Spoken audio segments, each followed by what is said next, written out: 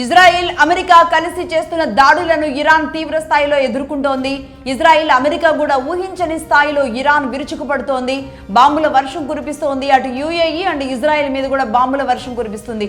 యుఏఈలో ముఖ్యంగా Arab Emirates countries ఏవైతే ఉన్నాయో అక్కడ అమెరికా సంస్థలు ఎక్కడెక్కడున్నాయో వాటన్నింటి మీద కూడా విరుచుకుపడుతోంది. ముఖ్యంగా ఇక్కడ సిఐఏ లాంటి సంస్థలు ఉండవు. యుఏఈలో పూర్తిగా అమెరికా కోసం పనిచేసే ఆర్మీ ఉంటుంది. ఆ ఆర్మీ బేస్ ఎక్కడుందో ఆ ఆర్మీ బేసుల మీద విరుచుకుపడుతుంది. ఈ నేపథ్యంలో అనేక మంది పబ్లిక్ కూడా ప్రాణాలు కోల్పోతున్న పరిస్థితి ఉంది.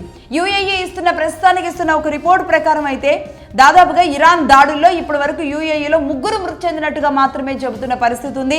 మరి అంతకు మించే ఉండే అవకాశాలు ఉన్నాయి, కానీ మరి ప్రస్తుతానికి 3 మృతి చెందారు, అలాగే 58 మంది వరకు గాయపడ్డారు అన్న విషయాన్ని యుఏఈ తెలుపుతుంది. ఇరాన్ తమ దేశంపై చేసిన దాడుల్లో 3 మరణించగా 58 మంది గాయపడ్డారని అంటున్నారు.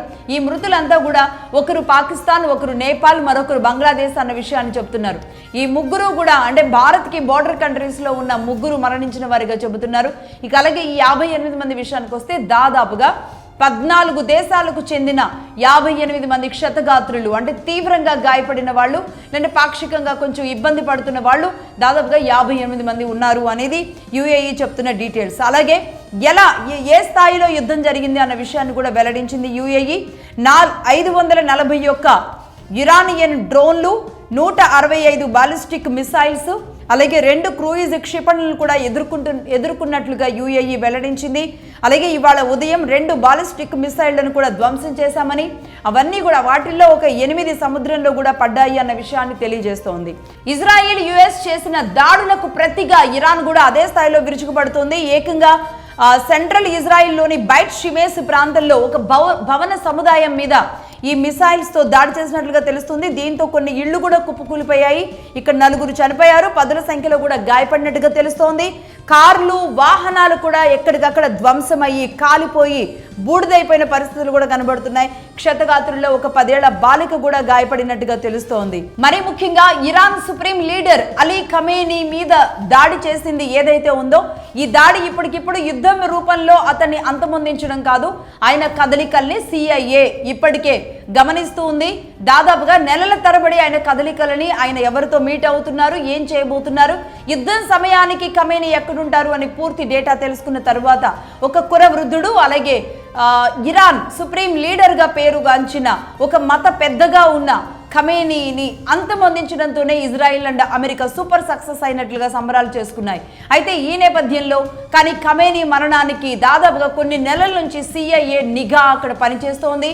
శుక్రవారం రాత్రినే ఆయన్ని మట్టుబెట్టాల్సిన ప్లాన్ కాస్త ఆయన మీటింగ్ ఏదైతే ఉందో అది శనివారంకి పోస్ట్ పోన్ అవ్వడంతో శనివారంకే ఈ ప్లాన్ వర్కౌట్ అయినట్టుగా పకడ్బందీ ప్లాన్తో సిఐఏ ముందుకు వెళ్ళినట్టుగా తెలుస్తుంది. ఖమేనీతో పాటుగా కుటుంబ సభ్యులందరూ కూడా మరణం చెందడం మాత్రం నిజంగా దిగ్భ్రాంతికి గురి చేస్తోంది.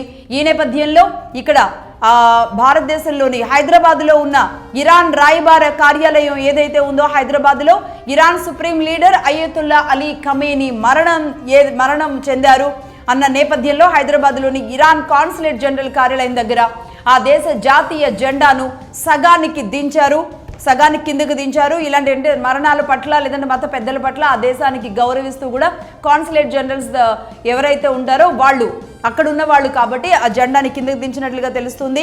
సంతాప సూచికగా ఖమేనీ మరణం పట్ల ఇరాన్ దౌత్యవేత్తలు తీవ్ర విచారం వ్యక్తం చేస్తున్నారు. ఈ క్రమంలో బంజారాహిల్స్లోని కాన్సులేట్ కార్యాలయం దగ్గర విషాద ఛాయలు అలుముకున్నాయి. పోలీసులు కూడా అక్కడ భారీగా చేరుకున్న పరిస్థితి ఉంది.